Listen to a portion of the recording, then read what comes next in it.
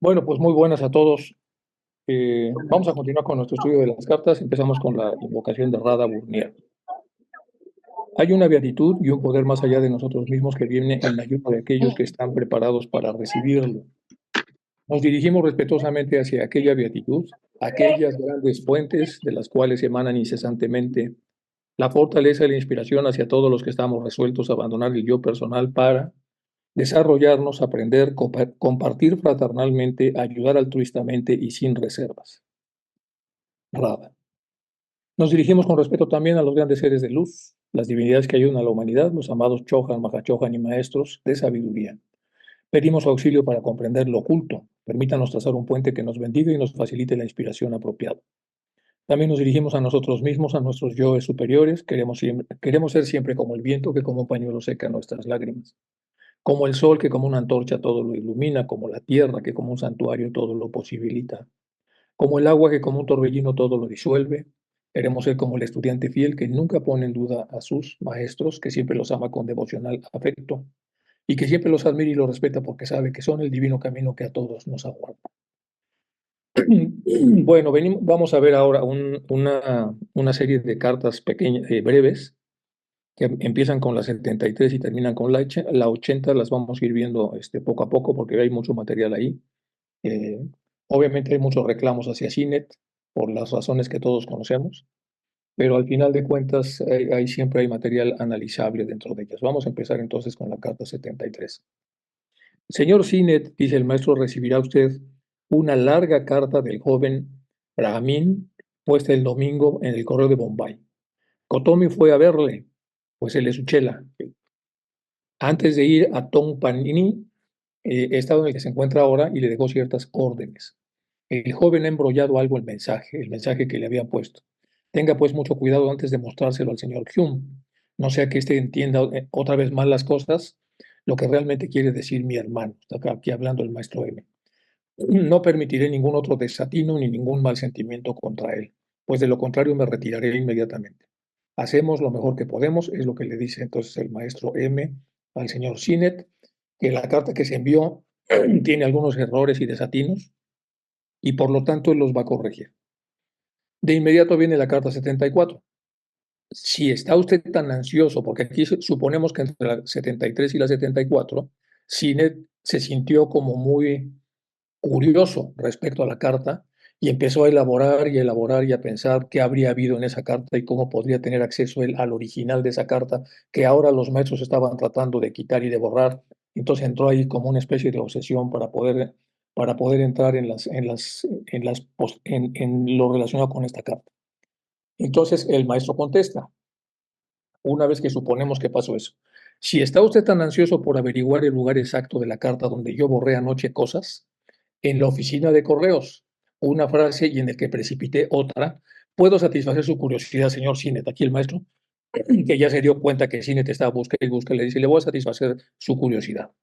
Pues era de conocimiento del Chohan que ni usted ni a nadie, y aquí viene lo que borró el maestro, dice, pues era de conocimiento del Chohan que ni usted ni a nadie les importaba el verdadero objetivo de la sociedad. Aquí hay que ver esto con mucha atención. Lo que está diciendo entonces el maestro M es, lo que yo borré era que ni a usted ni a nadie les importaba el verdadero objetivo de la sociedad teosófica, ni sentían respeto alguno por la fraternidad, sino solo un sentimiento personal por unos cuantos hermanos.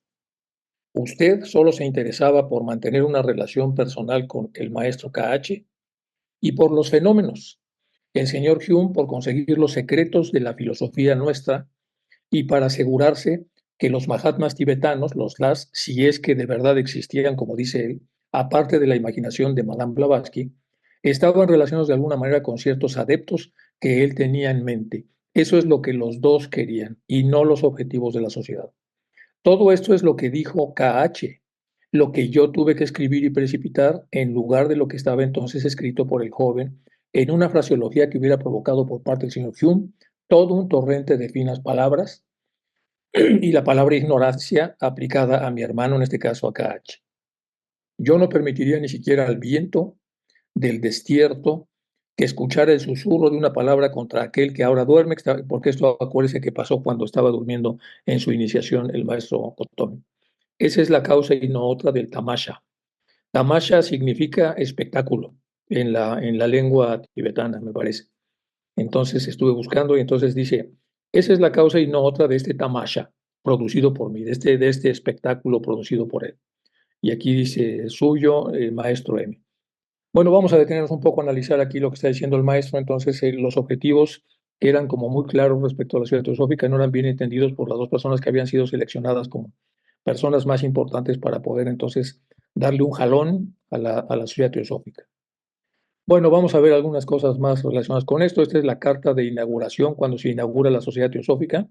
Una vez que la sociedad teosófica entra en actividad, entonces se firma esta carta, que está aquí, es la carta firmada, es muy conocida, sobre el primer meeting que se hace. Y ahora vamos a ver algunas cosas relacionadas con los que ni Hume ni Sinnett estaban ayudando a que sucediera. Bueno, la sociedad teosófica fue fundada oficialmente en Nueva York, como sabemos, el 17 de noviembre del 75 del siglo XIX, por Elena Petrovna Blavatsky, Olcott y Judge, y otras 16 personas. Se autodescribió como un cuerpo no sectario de buscadores de la verdad, que son un cuerpo no sectario de buscadores de la verdad, que se esfuerzan por promover la humanidad y se esfuerzan por servir a la humanidad.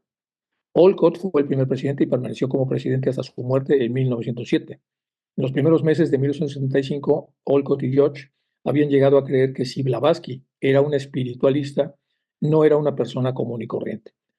El objetivo inicial de la sociedad era el estudio y elucidación del ocultismo, la cábala, etc. Después de unos años, Olcott y Blavatsky se mudaron a la India y establecieron la sede internacional en Adyar, como todos sabemos, en Madras, ahora Chennai. También estaban interesados en el estudio de las religiones orientales y estas se incluyeron en la agenda de la sociedad. Después de varias interacciones, iteraciones, los objetivos de la sociedad se incorporaron en Chennai el 3 de abril de 1905.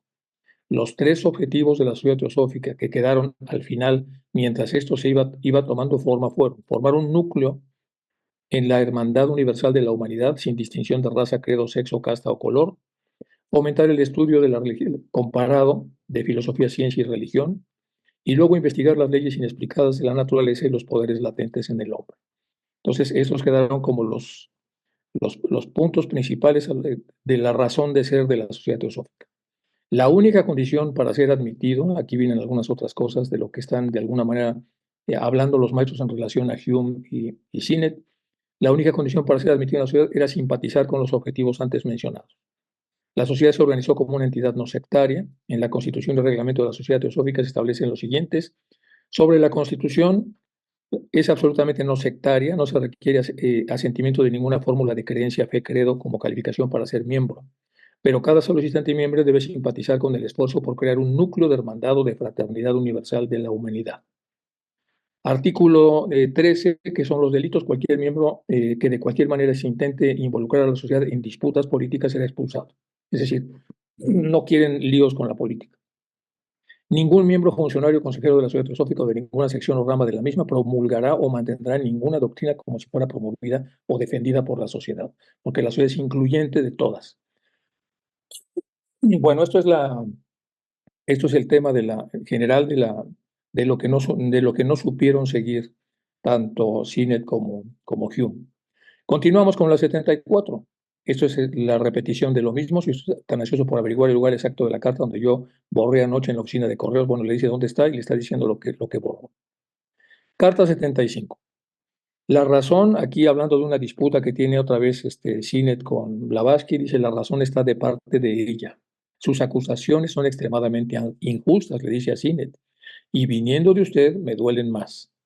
Si después de esta precisa declaración que le estoy haciendo, le dice Kotomi a Sinnett, usted todavía mantiene la misma actitud beligerante contra Blavatsky, tendré que expresar mi profundo pesar ante este nuevo fracaso nuestro y desearle con todo mi corazón un mejor éxito con mejores maestros. Es decir, me voy a retirar, ya no voy a estar con usted si usted insiste en estar entonces con esa beligerancia con Blavatsky. Es cierto que a ella le falta claridad, dice, pero en verdad a usted lo que le falta y mucho es discernimiento. Lamentándolo, quedo de usted. ¿Cómo abrazar los tres objetivos de la ciudad teosófica? Que es lo que no acababa de cuadrar esto en las postrimerías de la sociedad. Pueden formar un núcleo de hermandad universal o de fraternidad de la humanidad sin distinción de raza, credo, sexo, casta o color. Ya lo vimos, fomentar el estudio de la religión comparada, filosofía y ciencia. Y luego investigar las leyes inexplicadas de la naturaleza y los poderes latentes en el hombre. La ciencia estaba muy relegada, la filosofía estaba mucho más desarrollada y la religión, pues ya sabemos, ¿no? Tenía un montón de interpolaciones, etcétera, etcétera. Pero al final de cuentas se trataba entonces de hacer una síntesis de las principales religiones y poder hacer entonces estudios comparados. Bueno, investigar las leyes inexplicadas de la naturaleza y los poderes latentes en el hombre. Los valores, vamos a ver cómo se haría esto de abrazar los objetivos. El valor de fraternidad, que tiene una base peculiar, fratello es hermano, entonces fraternidad, están basadas en las posturas del ser. Un fraterno es una persona solidaria, respetuosa, empática y capaz de discernir. Discernir, básicamente, es ser compasivos unos con otros en el mundo. La antípoda, es decir, el ser no fraterno, es una persona insolidaria, irrespetuosa, insensible e incapaz de discernir. Entonces ya tenemos lo que es ser fraterno y lo que es no ser fraterno, y entonces queda claro que Hume de plano no puede ser solidario, no puede ser respetuoso, no puede ser empático o compasivo, y tampoco discierne bien. Sinet está un poco mejor que él, pero también tiene problemas en este sentido. Entonces no tienen como las características mínimas necesarias para vivir un estado de fraternidad. Y pongo aquí más adelante que analicemos con más detalle este tema, porque lo podemos analizar a la luz de la sociología. Miren, la fraternidad es la decisión de captar, de aceptar en el grupo mayor, que es la humanidad, a todos los seres. Sin embargo, cuando los seres no están a la altura de las ubicaciones más cercanas del centro, aparentemente la fraternidad permite alejar o aproximar, utilizar estas dos fuerzas, como dice Bhagavan Das, según hasta que todo se acomode de una manera conveniente para poder convivir y coexistir. Por eso los maestros dicen que cuando alguien da un paso hacia ellos, ellos dan un paso hacia el buscador. Vamos a hacer este análisis para ver si yo estoy en lo correcto. Un diagnóstico de la situación de CINET con HPV. Dice el maestro KH a CINET, sus acusaciones son extremadamente injustas. Pongo entre paréntesis diagnóstico del efecto de la causa. Es decir, hay una causa donde él está juzgando lo que hace Blavatsky y entonces la ha acusado, es el efecto de la primera causa, y dice, viniendo de usted me duelen más. Es lo que acabo de leer. Si después de esta precisa declaración, dice el maestro, si después de escuchar y aceptar lo que su hermano mayor le dice que soy yo, usted todavía mantiene la misma actitud, es decir, no cambia ni acepta lo que le he dicho para ajustarse a lo deseable, tendré que expresar mi profundo pesar ante este nuevo fracaso nuestro y desearle con todo mi corazón un mejor éxito con mejores maestros. Lo que está diciendo aquí es que va a practicar cierta distancia y alejamiento, obligado por la difícil gestión que tiene CINET al ser tan beligerante con Blavatsky. Alejamiento, casi ruptura, no es exclusión, pero es un ultimátum sobre cómo permanecer en el nivel de cercanía del maestro. Es cierto que a ella le falta claridad, asume el maestro, pero en verdad a usted le falta discernimiento. El discernimiento es ponerse en un mismo ranking y poner en el lugar más alto, o al menos en uno de los más altos, la causa teosófica. Con este ejemplo, entonces, vemos que la fraternidad puede ser horizontal, puede ser vertical y puede ser tangencial. Entonces, todos formamos parte del mismo núcleo, pero hay niveles verticales, hay niveles horizontales y niveles tangenciales. Los niveles tangenciales son todas las religiones.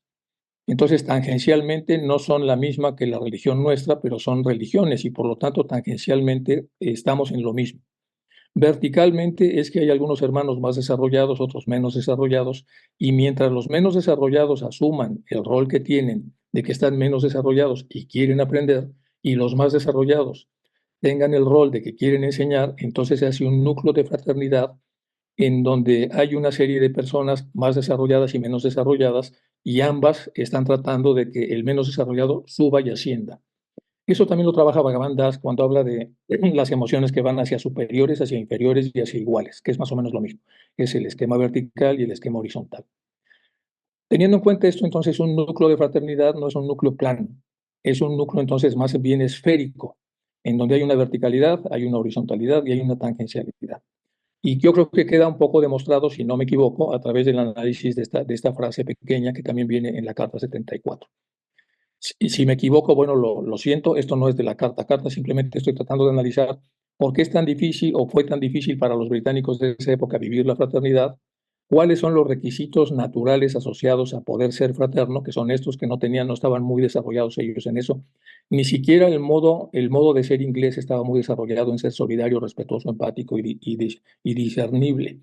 Entonces era como muy difícil poder entrar entonces en un verdadero núcleo de fraternidad. Bueno, he hecho este análisis para ver cómo se abrazan los objetivos y por qué estaba fallando en la sociedad teosófica de aquel momento el que esto pudiera realmente llevarse a la práctica de una manera real. Y hasta la fecha, nosotros vemos que hay problemas para poder llevar esto en la práctica real y estamos hablando ya de casi 150 años después de que estas cartas fueron escritas. Continuamos ahora con la 76. Dice, la primera parte de esta carta fue escrita en negría, se encuentra en la carta 132 de Subarró, quien fue escrita en papel de arroz muy fino, mientras que la continuación está escrita sobre papel áspero parecido al pergamino, totalmente distinto. Eso lo pone el editor, que en este caso es Parker, ya sabemos. Dice, entrenamiento del Chela. El pobre Subarró se encuentra en un aprieto, dice el maestro Cacho. Es por eso que no le contesta a usted. Aquí asumimos que Sinet le está diciendo al maestro que está buscando a Subarró y que Subarró no le contesta. Entonces aquí le explica el maestro, dice, bueno, está en un aprieto y por eso no le contesta a usted. Por un lado tiene la indomable HPV, que le dificulta la vida a Moria pidiéndole que le recompense a usted y al mismo M, y que si pudiera quisiera satisfacer las aspiraciones de usted. Y por el otro se encuentra entre la infranqueable muralla china de las reglas y la ley que nosotros seguimos y perseguimos, que somos los maestros. Créame, mi buen amigo, aprenda lo que se pueda según las circunstancias a saber. La filosofía de los fenómenos y nuestras doctrinas sobre cosmogonía, el hombre interno, etcétera, su rol le ayudará a aprender esto. Aquí tenemos otra vez el ejemplo esférico de lo que es la fraternidad. Tiene que reconocer los ingleses que son maestros, los adeptos, sobre ellos porque tienen primero una versión apropiada de la verdad y porque están más desarrollados que ellos. Aunque sus términos, por ser un brahmin iniciado y en posesión de las enseñanzas esotéricas brahmínicas, serán un poco diferentes a la terminología del Arhat budista, pero en esencia ambas son las mismas. De hecho, son idénticas. Si no se fije en las pequeñas diferencias, porque al final, en esencia, es lo mismo. Mi corazón se derrita cuando leo la noble y sincera carta del señor Hume, dice nuestro Catch, en especial lo que percibo entre líneas. Sí, para alguien con sus puntos de vista, nuestro sistema debe parecerle egoísta y cruel. Yo quisiera ser el maestro. En 5 o 6 años más espero convertirme en mi propio guía y entonces las cosas tendrán que cambiar algo. Pero ni un César encadenado puede sacudirse las cadenas y transferírselas a Hipo o al carcelero Trazo. Esperemos, no puedo pensar en el señor Hume sin acordarme cada vez de una alegoría de mi propio país, el famoso genio del orgullo vigilando un tesoro, la inagotable riqueza de todas las virtudes humanas, el don divino del Brahma al hombre. El genio se ha quedado dormido ahora sobre su tesoro y una a una las virtudes se van asomando a hurtadillas. ¿Se despertará él antes de que todas ellas se liberen de las ataduras de su vida? Esa es la cuestión. Es muy parecido entonces a lo que ya se ha mencionado muchas veces, de que el carcelero duerme mientras el alma puede escapar durante la noche. Vamos a tratar de explicar esto que está tratando de decirle el maestro KH a Sidney. Aquí le está nuevamente llamando la atención y está hablando también de Hume, que de hecho va a hablar con más detalle de este tema, pero además está poniendo un ejemplo peculiar que vamos a explicar dentro de un momento. ¿Qué es eso de Hippo? Bueno, tengo aquí dos versiones de lo mismo.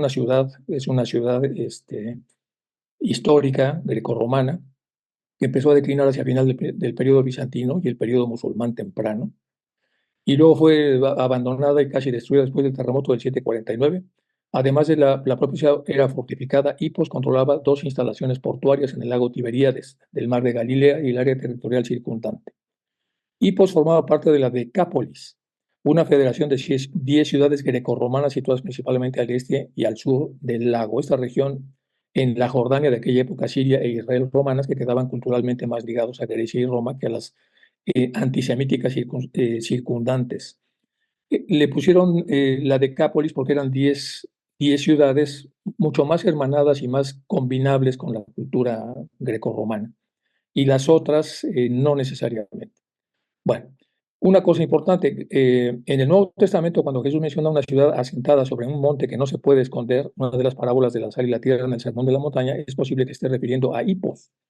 Bueno, el maestro habla de Hipos, que es esto, las ruinas que hay, además de un milagro de Jesús narrado con Marcos y Lucas. Bueno, es el Sermón de la Montaña, donde se vuelve a hacer referencia a esta montaña. Y ahora vamos a lo que dicen los analistas de la Sociedad Teosófica en Chicago en relación a Hippo. Pues están hablando obviamente de los personajes de la comedia que se llama eh, una comedia de Emerson que se llama Hippo o Trazo, y son personajes de esta comedia. Trazo era un soldado ignorante y fanfarrón. Hippo podría ser el personaje de Antipo en la obra original de Emerson. Podría haberse confundido porque Agustín de Hipona citó parte de la obra en la Ciudad de Dios, la famosísima Ciudad de Dios. Entonces son dos personajes de una novela. Si regresamos hacia atrás, vamos a entender lo que está diciendo el maestro. Dice entonces lo siguiente: pero ni un César encadenado puede sacudirse las cadenas y transferírselas o a Hipo o al carcelero Trazo. Esperemos, no puedo pensar en Charles Hume sin acordarme cada vez más de la alegoría de mi propio país, que dice entonces que el alma descansa mientras el carcelero se distrae y empiezan a salir una a una las virtudes, a hurtadillas.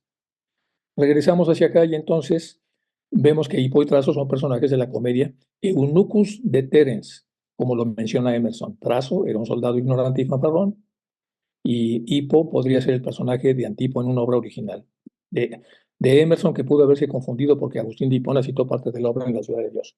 Hay otro tema del carcelero que podíamos tratar porque hay una historia de Pablo de Tarso, y en esta historia de Pablo de Tarso se convierte a un carcelero, y el carcelero, cuando ha sido convertido, permite que se escapen los creyentes, y entonces obviamente encarcelan al carcelero. Hay toda una historia de eso. O sea, hay varias historias de carceleros.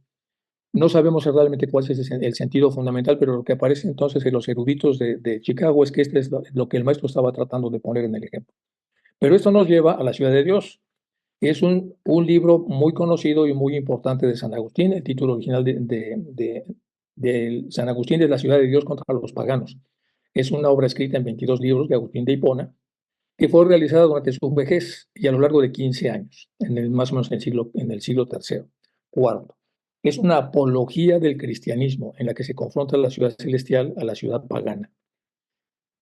Las numerosas digresiones permiten al autor tratar temas de muy diversa índola, como la naturaleza de Dios, el martirio, el judaísmo, el origen de la sustancialidad del bien y del mal, el pecado, la culpa, la muerte, el derecho, la ley, la continencia. Todo eso viene en la ciudad de Dios. Y sobre todo habla de las eh, incompatibilidades. Dice, lo que es bueno para Dios no es bueno para para la parte baja o densa de un ser humano, y viceversa. La calidad de los pecados que se realizan son automáticamente incompatibles con lo que es la filosofía divina.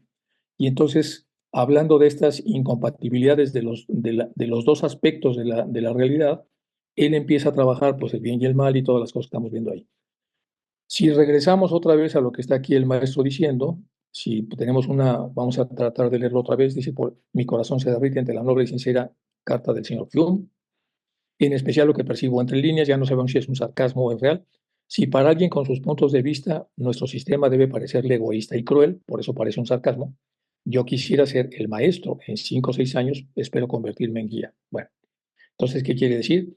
Esta persona, en este caso de Hume, que ya estaba parasitado, como sabemos, por un hechicero, todo el tiempo decía a los maestros que les parecían egoístas y crueles. Pero ni un César encadenado puede sacudirse las cadenas y transferírselas, puede sacudirse las cadenas y transferírselas a Hipo o al carcelero Trazo. Es decir, al Hipo que trata de salir o al propio carcelero. Esperemos, no puedo pensar en el señor Hume sin acordarme cada vez más de una alegoría de mi propio país. El genio del orgullo vigilando un tesoro. El genio del orgullo vigilando el tesoro, por orgullo. La inagotable riqueza de todas las virtudes humanas, el don divino de Brahma al hombre. Esa es la riqueza mayor que puede tener entonces un superior, que es Brahma, hacia un inferior, que es el hombre. El genio, el genio se ha quedado dormido ahora sobre su propio tesoro que supuestamente resguarda, en donde está montado en el orgullo. Y una a una las virtudes van asomándose a hurtadillas. ¿Se despertará él antes de que todas ellas se liberen de las ataduras de toda su vida? Esa es la cuestión y eso tiene entonces mucha tela para poderla analizar. Por eso es que de alguna manera también la podemos desplazar probablemente hacia el libro de San Agustín. Bueno, más temas sobre la estructura del libro de la ciudad de Dios a partir de la contraposición entre la ciudad de Dios, que representa el cristianismo y por lo tanto la verdad espiritual de acuerdo a San Agustín y de acuerdo a esa época, y la ciudad pagana, que representa la decadencia y el pecado. En el prólogo mismo expone esa dicotomía, porque ya les comenté que siempre va a ser dicotómico prácticamente toda la obra, que es muy grande. La gloriosísima ciudad entonces del cielo, que en el presente correr de los tiempos se encuentra peregrina entre los impíos viviendo de la fe, y espera ya ahora con paciencia la patria definitiva y eterna hasta que haya un juicio con auténtica justicia. Conseguirá entonces con creces la victoria final y una paz completa. Bueno, es más o menos lo que viene aquí en el libro, ya para cerrar. Y luego una persona divina en la profecía de la mente, un amigo de la esperanza del corazón, nuestra beatitud espera la selección de dos en uno, las épocas abren fuego. Entonces, bueno, se los dejo para que ustedes lo puedan revisar. Esta ya es la obra de Waldo Emerson, de donde se está sacando el ejemplo. Waldo Emerson es de los dos filósofos más importantes que tuvieron los norteamericanos en el siglo XIX. Es sumamente importante él y, y era por cierto, eran muy amigos los dos, eran los dos muy amigos. Bueno, Waldo Emerson, de las 7 estrellas del año solar, en la mano de César, y el cerebro de Platón, el corazón de Cristo y la fibra de Shakespeare. Bueno, eso es entonces este es Waldo Emerson. Vamos a continuar. Y ahora se terminó ya la sección anterior, de acuerdo a Barker, y vamos a empezar con la sección cuarta. Y aquí hay una peculiaridad muy pequeñita que ya se corrigió, dice la aventura del Phoenix y la condición de la India de la Carta 77 recibida en Madrás en marzo de 1883.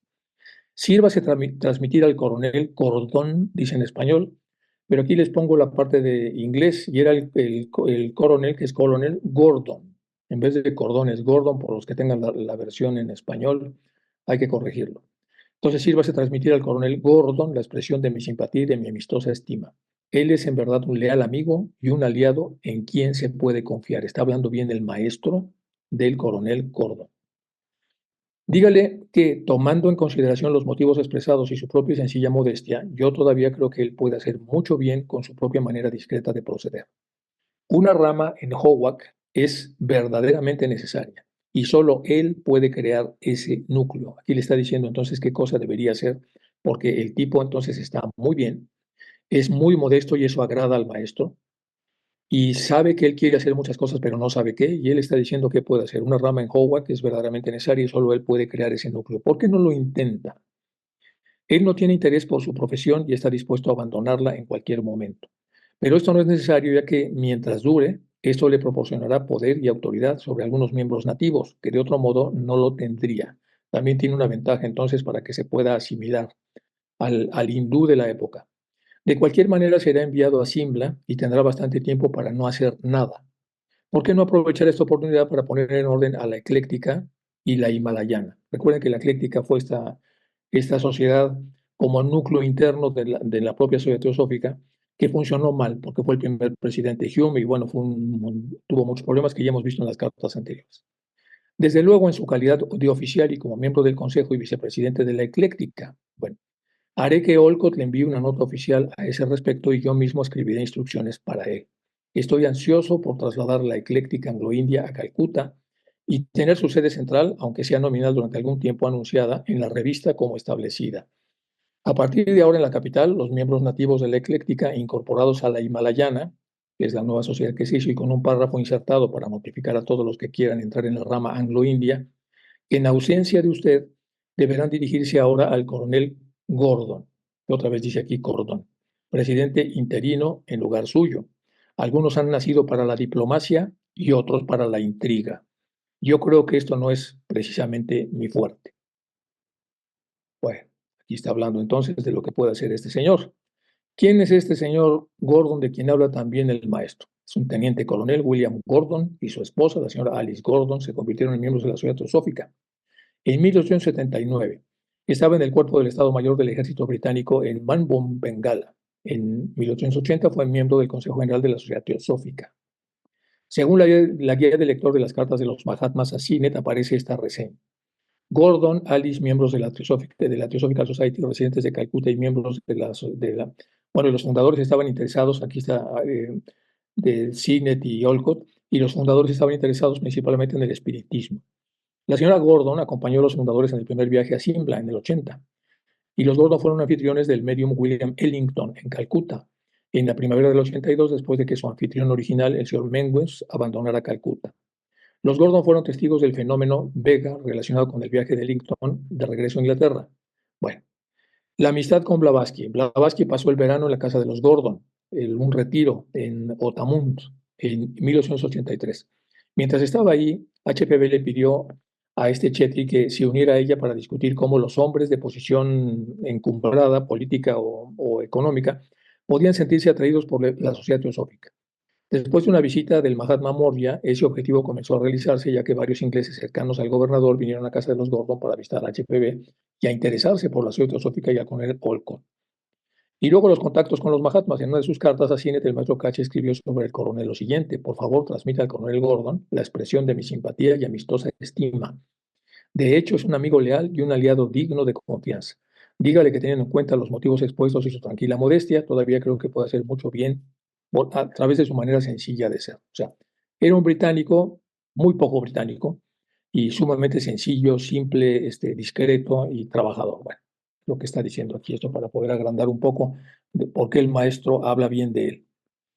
Con todo, sigue la carta, creo que se han tomado las medidas necesarias para impedir los desastrosos efectos de las intrigas del señor Hume y los esfuerzos para dejar a la sociedad ecléctica muerta y enterrada, y demostrar así a aquellos que están relacionados con ella que él fue su creador y su conservador y que su retirada fue el tiro de gracia. Gracias por la carta del coronel Gordon. Bueno, ¿el 30 es un día bueno como cualquier otro después del 27? No. Una rama en Madras no es absolutamente necesaria. Aquí asumimos que Sinet le está preguntando al maestro si el 30 es un día bueno para hacer alguna cosa que aquí no queda develada qué es. Dice, 30 es un día tan bueno como cualquier otro, siempre que sea después del 27, le dice el maestro. Y luego contesta, no, una rama en Madras no es absolutamente necesaria al principio. Dice el maestro, se supone que aquí el cine le está diciendo si es necesario hacer una rama ahí en Madras. Pero evidentemente que si es Madras la que facilita la mayor parte de los fondos, tenga también preferencia después de Calcuta. Es decir, después de Calcuta sí habría que pensar en Madras. Mientras el dinero no haya llegado, es inútil fijar ninguna fecha. Una vez que nuestro periódico esté establecido, nunca más me ocuparé de ninguna otra empresa mundana. Sí, indudablemente que me he preocupado y me he molestado, pero es hora de esperarse. Aquí está contestando otra pregunta que supuestamente Sinet le hizo. Si estaba preocupado y molestado. Sí, estoy preocupado y estoy molesto. Y está hablando aquí del periódico para tener un mucho mayor control de las cosas que se estaban publicando. Se acuerdan que ya estaba esto empezando a trabajarse, la idea de hacer un nuevo periódico donde pudiera estar Sinet como editor. Bueno, era de esperar y ningún pez que vaya saltando por la orilla del río. Fuera de su elemento natural, tiene por qué quejarse si es que coge un lumbago. Está diciendo aquí otra vez con el sentido del humor que tiene el maestro. Dice, sí me he preocupado y molestado, era de esperarse, porque la estoy haciendo de empresario. Y sí, indudablemente que estoy preocupado. Y dice, y ningún pez que vaya saltando por la orilla del río fuera de su elemento natural tiene por qué quejarse si coge un lumbago. Es decir, si él está como muy desacostumbrado a trabajar en este tipo de cosas. Ahora nos acercamos al final, ya sea de una u otra manera, y una vez que yo me lance otra vez a la cristalina ola, muy pocos tendrán la oportunidad de verme asomar de nuevo. La humanidad, dice, y es muy fuerte, no siempre es lo que parece ser, y he perdido mucho de mi optimismo con el último conflicto que he trabajado, que ya lleva varios. A la humanidad se le ha llamado en alguna parte la poesía de la creación, y a la mujer la poesía de la tierra. Cuando ella no es un ángel, tiene que ser una furia. En esta última característica que siempre le he encontrado en mi camino, cuando Rajas y Semídars estaban bastante dispuestos a desembolsar los fondos necesarios. Bien, bien. La lucha está todavía al rojo vivo y aún podemos ganar brillantemente la batalla. Suyo afectuosamente, Catch. ¿Qué estaba pasando en este momento? Bueno, estaba saliendo Cinet del Pioneer, ¿no? Y se estaba pensando en tener control sobre un periódico con buenos editores en donde se pudiera seguir haciendo difusión acerca de la sociedad teosófica tan necesaria, tanto para los invasores británicos que estaban en India como para que los propios hindúes que estaban apenas en proceso de recuperación de sus antiguas tradiciones. Vamos a ver lo que dice aquí el maestro de los Rajas y Semindars. Los Semindars o Seminars fueron generalmente aristócratas hereditarios en lo que actualmente es la India y Pakistán, que tenían enormes extensiones de tierra y gobernaban a los campesinos que vivían en él. Así se llamaban Seminars. Con el tiempo tomaron títulos de príncipes o reales como maharajas o gran rajá o rey. El rajá es un administrador, el maharaja es un gran rey. Entonces, entre otros, construyeron palacios lujosos, exuberantes, jardines, escuelas, templos y muchos otros lugares de filantropía, que era lo que aquí interesaba, para aquellos que tenían un poder económico muy fuerte pudieran entonces dar el dinero suficiente para poder hacer todos los trámites y empezar entonces con el siguiente, con el periódico que se esperaba que pudiera tener, en este caso CINET, y por lo tanto pudiera ser un órgano de difusión del conocimiento teosófico. Bueno, vamos a ver un poquito más de este tema, de la poesía. La poesía que está hablando el maestro, que está relacionada con los poetas para hablar acerca de, de las cosas bonitas, es una manera estética y bonita de explicar las cosas del humano hablando acerca de su naturaleza interior. Bueno, entonces aquí ese es de Walt Whitman: mantén tu rostro siempre hacia la luz del sol y las sombras caerán detrás de ti. Eso es para analizarse y es muy bonito. Luego tenemos algunas cosas del propio maestro relacionadas con el discernimiento, cuándo hablar y cuándo quedarse callado. Y esto es de Shakespeare. Dice, es mejor ser rey de tu silencio que esclavo de tus palabras. La moraleja: usa discernimiento para ver cuándo abras la boca y cuándo la cierras. Entonces, cuándo hablar y cuándo quedarse callado. Y aquí vamos a ver primero la moraleja y luego la frase célebre. Dice, conócete a ti mismo y acéptate en vez de soñar que eres lo que no eres. Y la frase de Shakespeare es, en nuestros locos intentos renunciamos a lo que somos por lo que esperaríamos ser. Vigílate si caminas en esta vida carente de virtudes, y de ser así, si te debes, una vez que te analices, ves que no tienes ninguna, elige una. Y dice entonces la frase, asume una virtud si es que no la tuvieras. No puedes andar por la vida sin ninguna virtud, simplemente porque no sepas cómo hacer. Este es de Carl Sagan, que todos sabemos quién es. Dice, somos el medio para que el universo se conozca a sí mismo, lo mismo. Es una frase muy bonita que se puede desdoblar en un montón de cosas. Este es un hindú, Nair Sabadell, que esta es una poesía un poco más oscura. Dice, cuando Dios creó al ser humano, usó la arcilla de los 5 elementos, que ya lo sabemos, incluido el éter, lo mismo para todos, en 2 moldes, uno para sembrar, otro para concebir. Natural, sin adulteración, ni siquiera colores para matizar. Todos eran iguales y uno. Pero el ser humano confió en sí mismo. Más que el Dios creador, aprendió a tomar el poder, explotar la raza y el credo. Recurrió a saciar la codicia, los dones aniquilados de Dios. Bueno, es decir, empezó con una marcha hacia atrás. La poesía es un género literario y se caracteriza por ser una manifestación de los sentimientos, emociones y reflexiones que puede expresar un ser humano en torno a la belleza y al amor, la vida, la muerte, por medio de la palabra. Como tal, puede estar compuesta tanto en verso como en prosa. Y luego en esta parte de morada decía, no sabía que lo sabía, pero ahora que lo sé, eh, lo que sé es que estoy en medio de un viaje perpetuo.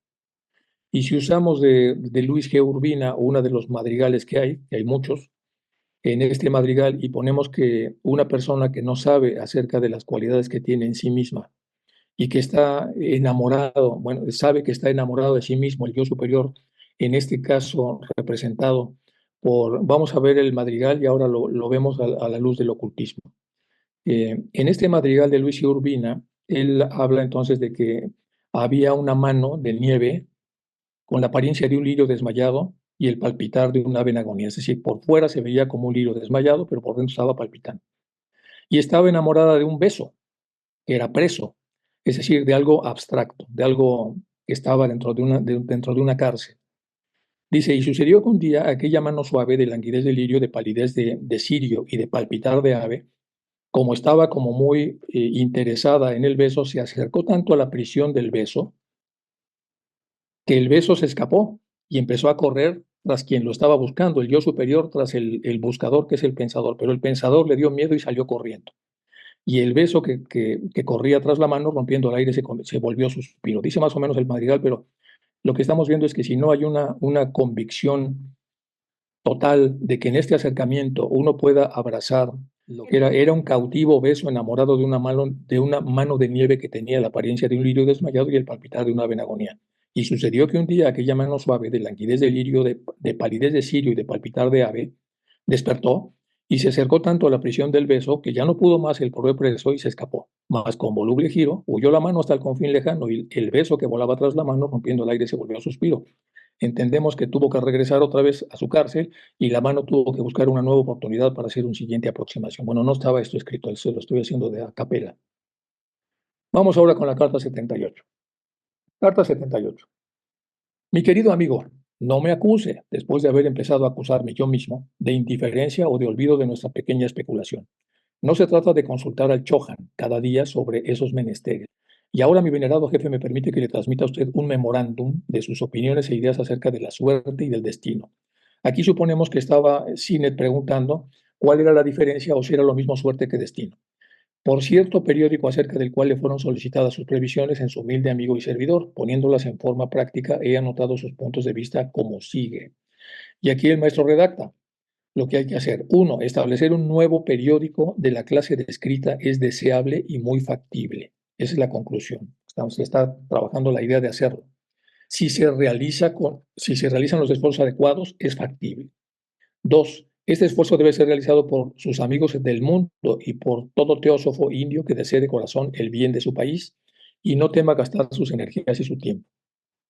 El esfuerzo de hacer este periódico progresista, abierto a las antiguas tradiciones y a la cultura oriental, a la sabiduría oriental eterna, a la verdad, etcétera, debe ser realizado por sus amigos en el mundo, está hablando con Sinet, y por todo teósofo indio que desee de corazón el bien de su país y no tema gastar sus energías, su dinero y su tiempo en este proyecto.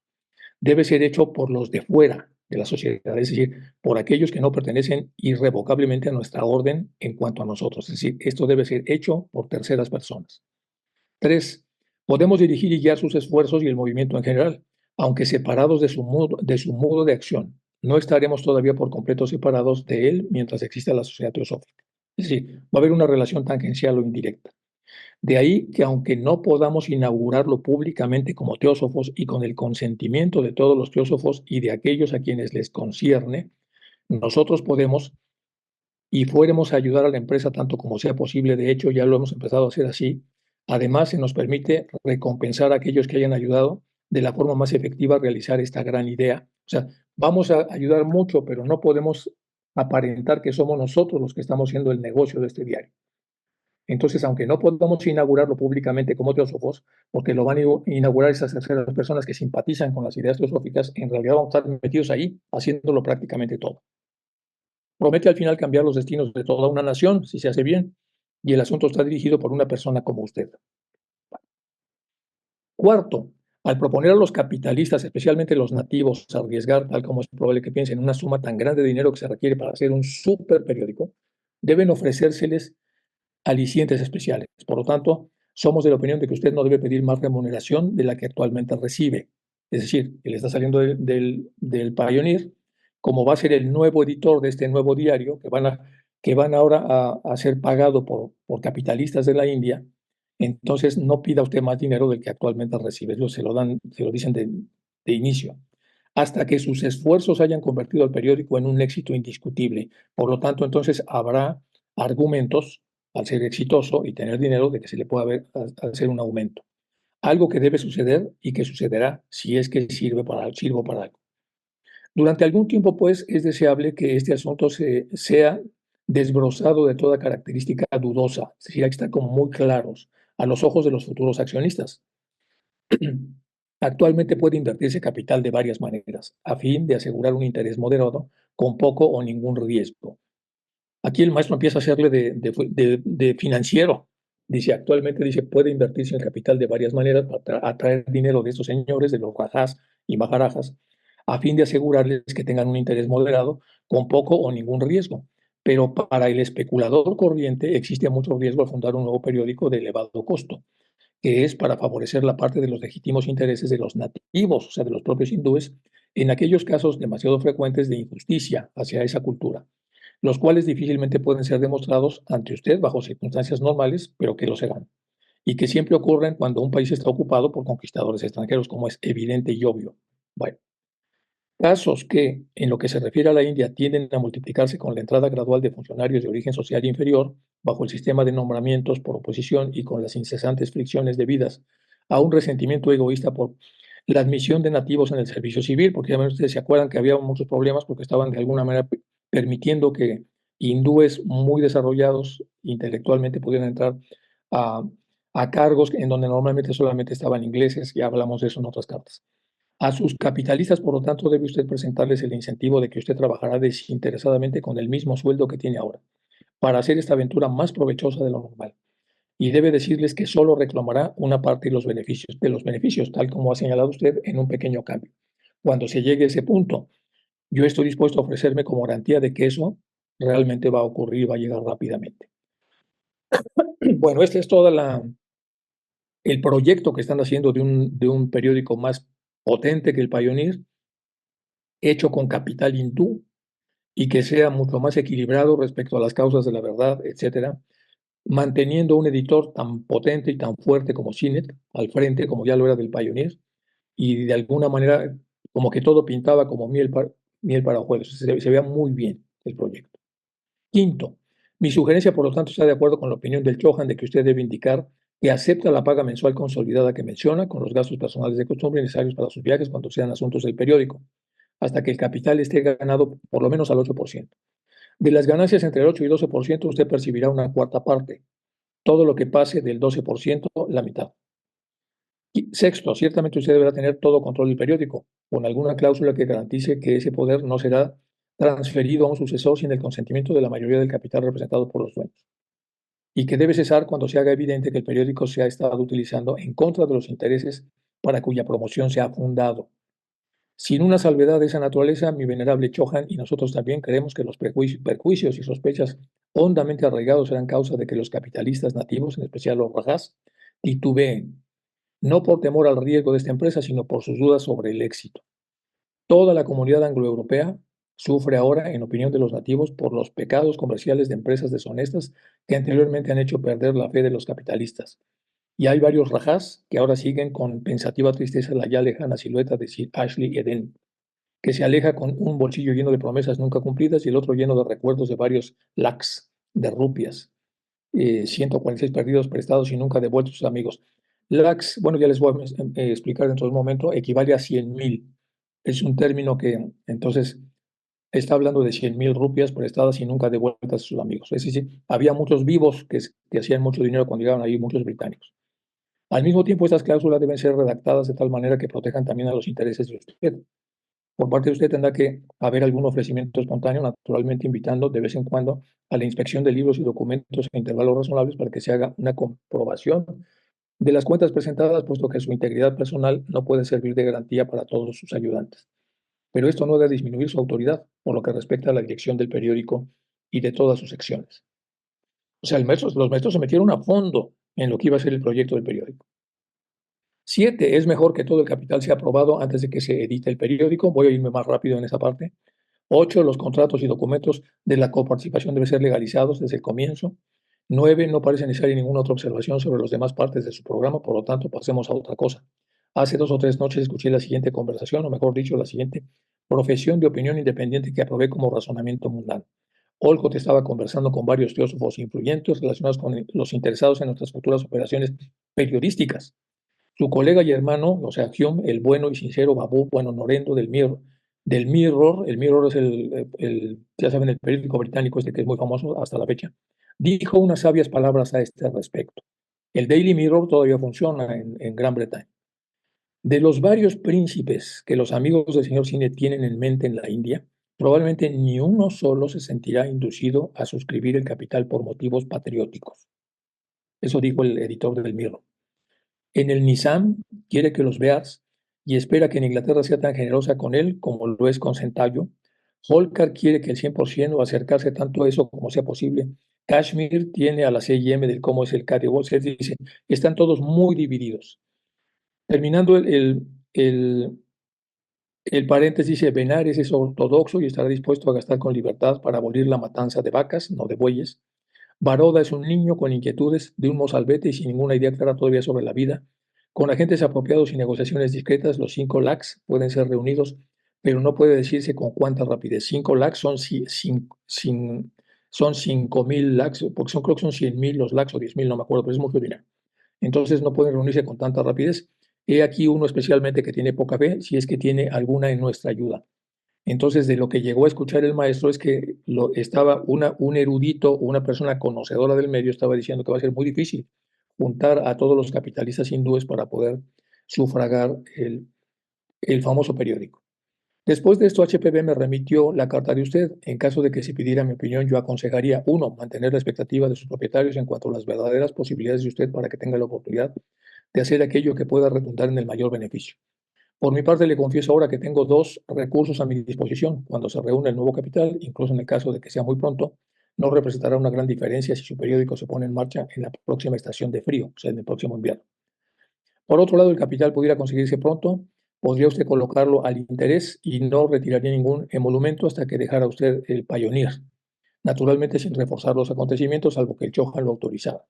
Aquí entonces ya descubrimos que ya había el acuerdo por parte de Cine de abandonar el Pioneer en cuanto esto estuviera ya suficientemente cocinado, con el mismo sueldo y con los enormes problemas que había para reunir a los capitalistas que pudieran sufragar la maquinaria y todo el ejercicio de distribución que requeriría un periódico de la misma categoría.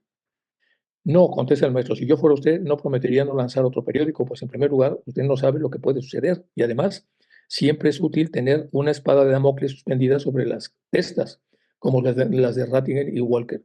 Ellos están muertos de miedo, se lo aseguro. Podrían decir incluso que para usted resultara agradable y provechoso continuar en la dirección del Pioneer con mayores facultades editoriales y más sueldo, porque esto podría convertirlos para no tener un competidor de 5 lakhs respaldándole. En cuanto a la conveniencia de eso, el tiempo lo dirá. Tal como es aconsejable actualmente, y todavía me tengo el programa original, tiene usted que ser el único dueño absoluto de un periódico dedicado a los intereses de mis compatriotas sumidos en la ignorancia. La nación indobritánica, he aquí el pulso que me guía. Volveré sobre esto otra vez. Bueno, están cocinando el periódico. Esta la vamos a ver después, porque vamos ahora, bueno, vamos a ver. Incluye una carta que me ha prestado amablemente el coronel, aunque sin consentimiento de él, nuestro amigo echa espumajos de rabia en la manera menos yoica imaginable, y su barro tiene razón en su opinión sobre él. Cartas parecidas y todavía peores las recibirá entonces tanto Stanton Moses como otros. Y este es el hombre que hace unos días había dado su palabra de honor en el que nunca perjudicaría a la sociedad. Está hablando de Hume. Sea lo que sea su opinión personal sobre nosotros, el final del ciclo, mi buen amigo, los últimos esfuerzos. ¿Quién vencerá? Bueno, los hechiceros, bajo cuya influencia se les ha colocado él por completo, y los que atrae por todos los medios y maneras, pero ya basta, subió sinceramente Cacho. ¿Qué pasó? Empezaron a surgir muchos problemas y empezó Hume a hablar con los posibles promotores del periódico para decirle que los maestros no existían, que todos eran figuraciones de Blavatsky, que había una chapuza como monumental en relación a todo esto y poco a poco se fueron desencantando y poco a poco fueron retirando el apoyo para poder hacer el periódico y entonces esto que era un gran proyecto no se logró, debido a Hume y debido, por supuesto, a los hechiceros que ya estaban en su cabeza, que ya habíamos hablado de ese tema. Y puse subrayado ahí el nombre de los hechiceros porque, bueno, ya saben que no se puede decir el nombre para no atraer este tipo de cosas.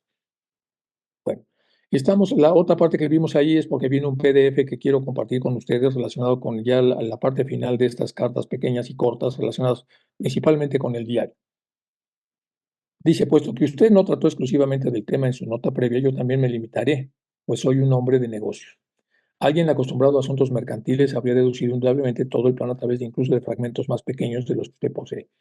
Pero ahora que usted ha reanudado el tema, puedo decirle, sin confiar demasiado al mismo tiempo en mi opinión de amateur, que su plan parece ser bastante razonable y justo. El plan entonces de atraer el capital para poder hacer esto. Más adelante, el señor Dare, no menos que usted mismo, deberá ser sustancialmente recompensado por sus fieles y valiosos servicios porque está ayudando mucho a esta causa. La propuesta de usted que de los 4/12 de las acciones transferibles no participen en los beneficios hasta que los respectivos poseedores hayan conseguido los restantes 8/12 produzcan una razonable remuneración de capital es justa para todas las partes. Finalmente, tanto que usted publique como no un periódico doble o cuádruple, yo todavía pienso que sí es factible.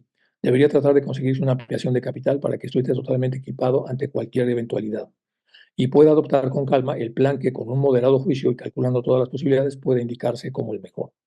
Y ahora, antes de abandonar mi nuevo papel de consejero de negocios, dice otra vez con el sentido del humor clásico del maestro Cache, antes de abandonar mi nuevo papel de consejero de negocios, debo repetir que si bien nosotros ayudamos a las empresas desde el principio a fin, tanto como sea posible dentro de nuestras reglas, la iniciativa debe partir de sus amigos y debe ser orientada y considerada con simpatía por usted.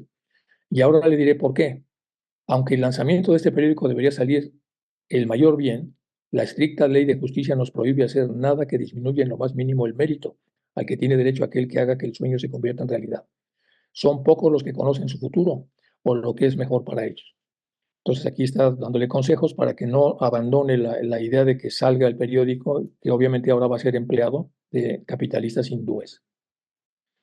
No hay duda de que la vida en el continente europeo y en Inglaterra tiene encantos de los que carece la pobre y deprimida India. Muy fuerte lo que dice. No hay duda de que la vida en el continente europeo y en Inglaterra tiene encantos de los que carece la pobre y deprimida India. Pero por otro lado puede ofrecer privilegios y atracciones no soñadas para el místico común. No me atrevo a decir más, pero está usted equivocado, amigo, muy equivocado al aceptar quedarse aquí solo por consideración hacia mí. Yo, al menos, no me siento suficientemente egoísta para aceptar el sacrificio si no supiera lo que sé. Por su complaciente condescendencia para con nuestros deseos de que asistiera a la celebración del aniversario, acepte nuestro mayor agradecimiento. Los efectos de su presencia y su alocución serán más importantes y mejores de lo que usted hasta ahora puede imaginar.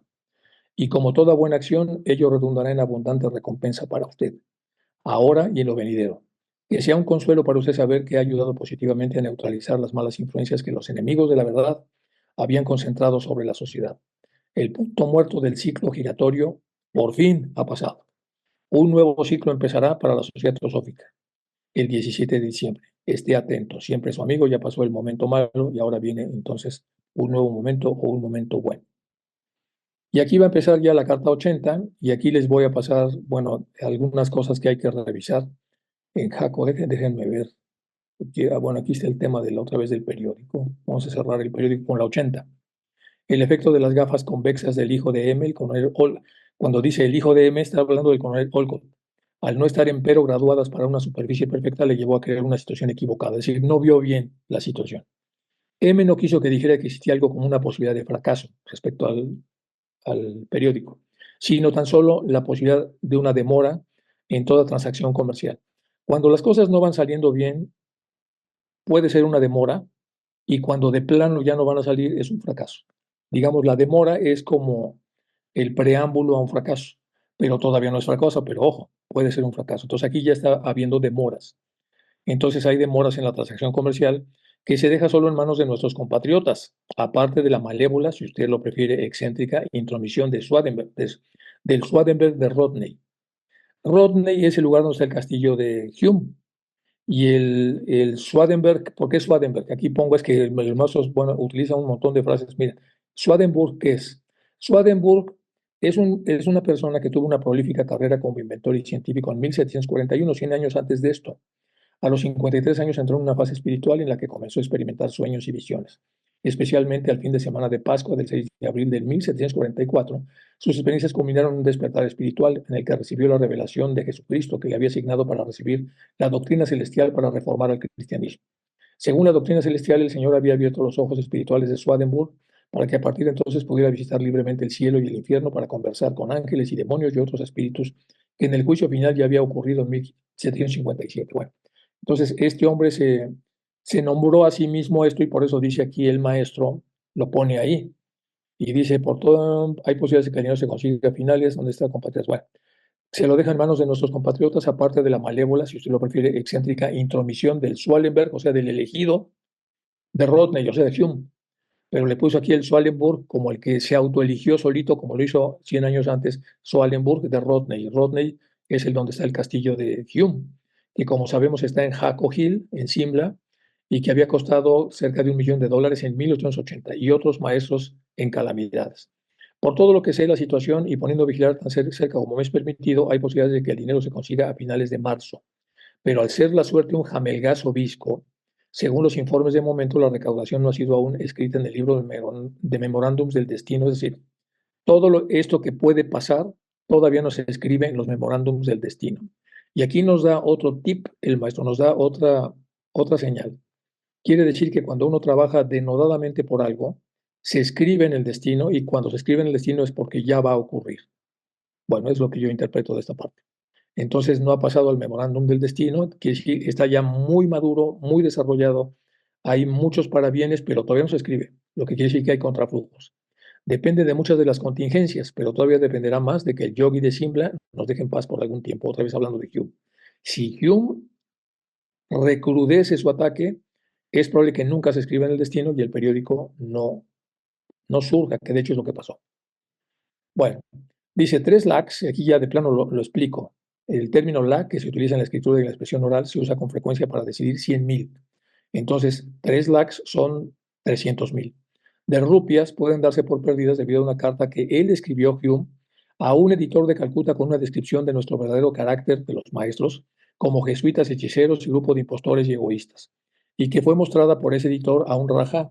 Y hasta entonces ese rajá, que era un gran proveedor, hasta entonces bien dispuesto y bien puesto para acceder a la invitación de los hermanos Mahatmas de patriotismo, en esa transacción habría muy poco, pero el tema es que no se metieron los que iban a poner el dinero, se echaron para atrás.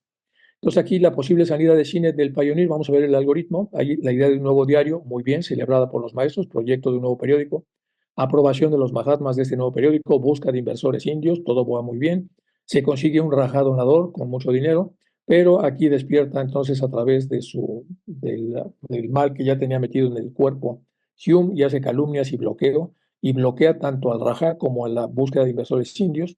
Hay una demora, desánimo y casi cancelación del proyecto y se pierden 300,000 rupias que ya se dan por perdidas porque fue calumniado el rajá y finalmente desgaste y cancelación del proyecto. Eso más o menos sintetiza todo lo que pasó para que veamos cómo el mal ataca al bien y cómo el bien que sigue todo el proceso, una vez que es atacado, a veces gana el mal y entonces ya no surge o ya no ocurre lo que tenía que haber ocurrido. Bueno, entonces pueden darse por perdidas. Dentro de 1 o 2 días le comunicaré unos hechos que le mostrarán a usted las personas a su verdadera luz. Mientras tanto, yo le aconsejo que actúe enteramente de acuerdo con su propio criterio en cuanto a su partida.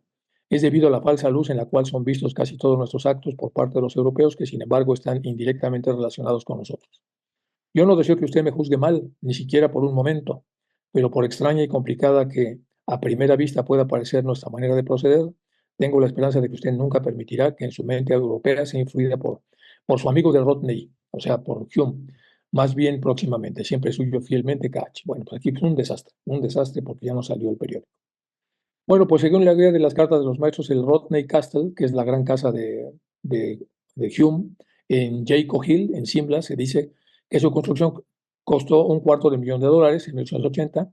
Tiene un museo de aves en la casa, está relacionada con él, una práctica frecuente de los británicos. Hay que recordar que Hume originalmente era ornitólogo. El señor Hume era secretario del gobierno de la India y entonces hizo pues, esta casa. Vean ustedes el comedor, este es el comedor de la casa. Añadió enormes salas de recepción adecuadas para grandes cenas, bailes, como un magnífico invernadero, y un espacioso salón cuyas paredes exhibió en magnífica colección de cuernos de indios. Contrató servicios de un jardinero europeo y con ayuda convirtió terrenos y el invernadero en una exposición hortícola perpetua, a la que administró cortésmente a todos los visitantes. Pero posiblemente porque solo se le pueda llegar al castillo de Rodney mediante una complicada subida, cualquier previsión que el señor Hume hubiera podido haber formado sobre la compra del edificio por parte del gobierno no se cumplió. Y el propio señor Hume hizo poco uso de las habitaciones más grandes, de lo contrario, excepto se convirtió en uno de ellos en un museo para una maravillosa colección de aves y danzas ocasionales. Pues ahí vivía este Hume, que se encargó entonces de... Aquí están otras 2 fotos de la casa. Ven ustedes la casa 1880 donde estaba viviendo Hume, que ya se vendía como teósofo y que estaba pues, obviamente pidiendo que se le rindieran permanentemente honores a la bandera. Y esta es la famosísima casa de este señor, que mientras este señor derrochaba enormes cantidades de dinero y tenía mucha influencia con toda la gente del dinero de India, al mismo tiempo estranguló las posibilidades para que pudiera hacerse el periódico, que era muy importante para continuar con la difusión teosófica. Bueno, esto si aquí empieza una parte del repaso que es larga, antes de la 81 vamos a entrar con fanatismo, escepticismo, cristalización, lo voy a ver con más detalle porque hay mucho material aquí que les voy a poner. Pero antes de esto, me falta pasarles un PDF, que creo que es el PDF, déjenme ver. Aquí viene el PDF y antes del PDF me brinqué esta parte de acá. Bueno, como antes de que Hume se enfermara por las tonterías que hizo, la primera nota de los Mahatmas, la famosa nota color de rosa. A finales de septiembre de 1880, estamos 2 años hacia atrás de todo esto, dice, mi esposa fue una tarde con la señora Blavatsky a la cima de la colina cercana. Ellas iban acompañadas por otra amiga. Yo no estaba presente en esa ocasión, estando allí la señora Blavatsky, y preguntó a mi esposa de una manera jocosa cuál era el deseo de su corazón. Esa historia ya la habíamos oído. Ella dijo casi al azar y sin pensar obtener una nota de los hermanos. Eso dijo. La señora Blavatsky tomó de su bolsa un trozo de papel color de rosa, en blanco, que había sido arrancado de una nota que había recibido ese día. Doblándola en un pequeño triángulo, se la llevó al borde de la colina y la sostuvo entre sus manos por unos instantes y regresó diciendo que se había ido. Posteriormente, comunicándose mentalmente por medio de sus propios métodos ocultos con el distante hermano, dijo que aquel preguntaba que en dónde quería esta señora que se le entregara esa carta, decidiendo finalmente que la encontraría en un árbol, a muy poca distancia y a la cual no habían aproximadamente ni la señora Blavatsky ni la otra persona. Mi esposa, comenta entonces otra vez Sinet, trepó entonces por unos cuantos pies y miró alrededor entre las ramas. Primero no vio nada, pero luego volteando su cabeza sin mover la posición que había tomado, vio sobre una rama inmediatamente frente a su cara, en donde en ese momento antes no había nada más que en hojas, ahora estaba esa hoja de color de rosa. Y esta estaba atorada en el tallo de una hoja que había sido recientemente arrancada, ya que el tallo aún estaba verde y húmedo, no seco como hubiese estado si la hoja hubiese sido arrancada por largo tiempo. La nota contenía las siguientes palabras: se me ha pedido dejar una nota aquí para usted, dice el maestro. ¿En qué puedo servirla? La nota estaba firmada con ciertos caracteres tibetanos. Esto viene en el mundo oculto de Sinet, con los editores de este libro. Para mayores datos respecto a la nota de color de rosa, hay que ver entonces otras obras de Geoffrey Barborca, etc. Y esta es la nota. Entonces, la nota estamos viendo, se me ha pedido dejar una nota para usted, ¿no? Entonces, me han pedido dejar una nota para usted. Y entonces pregunta el maestro, ¿qué puedo hacer por usted? Bueno, y aquí lo que sigue, yo voy a dejar de compartir nada más para enseñarles un PDF que quiero que todos vean. Arranca esto aquí.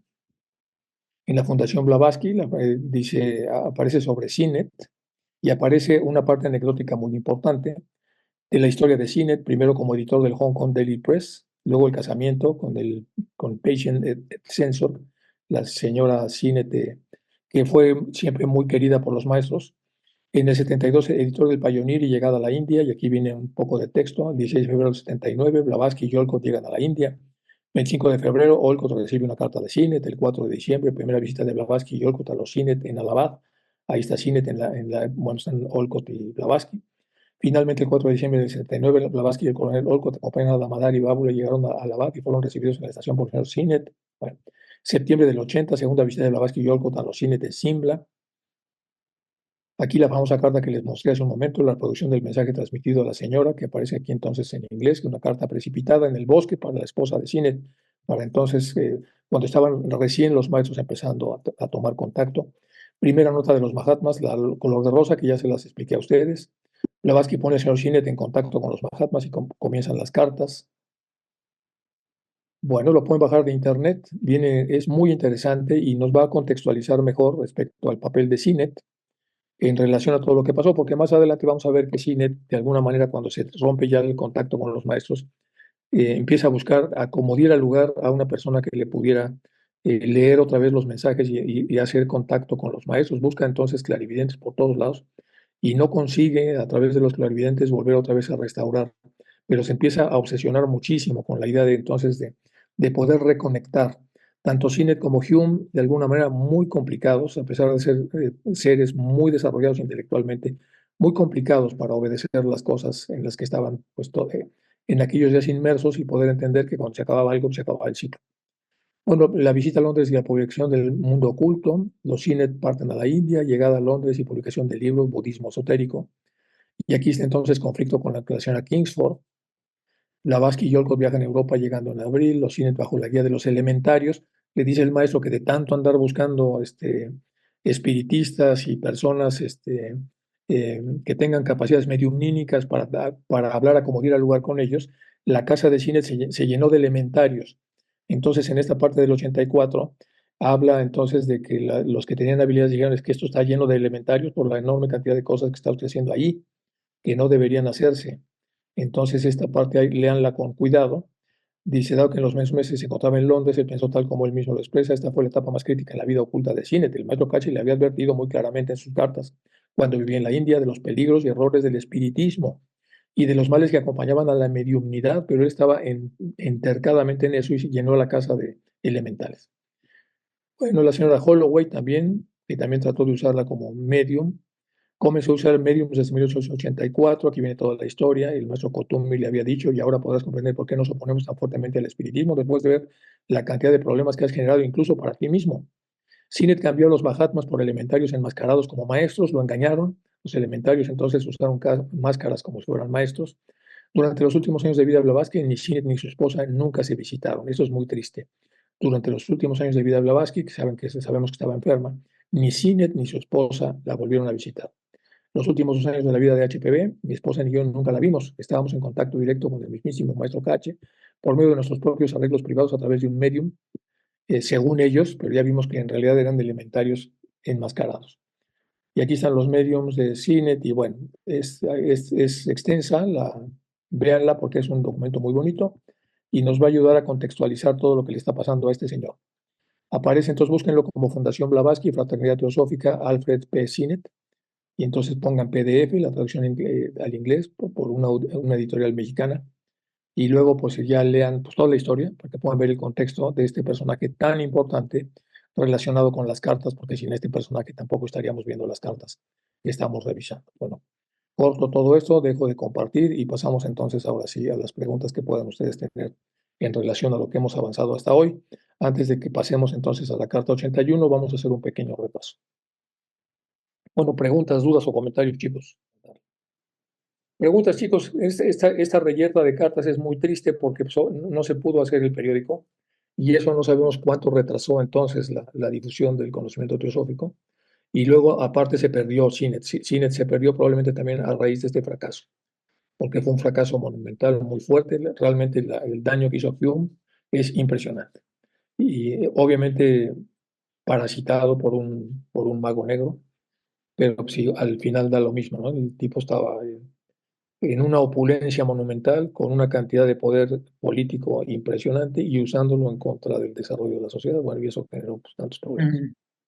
Bueno, pues ya vimos que en todos lados se cuecen habas y, y luego las consecuencias que todo esto tiene para, para mal para Hume, porque sabemos entonces que las repercusiones kármicas de las cosas que se multiplican por mucho cuando la persona tiene mucho poder son enormes. Entonces seguramente habrá tenido ahí mucho que pagar Hume, pero al final pues hubo un daño al proceso de publicación y sobre todo a la cantidad de ilusión que tenían los maestros en que esto funcionara.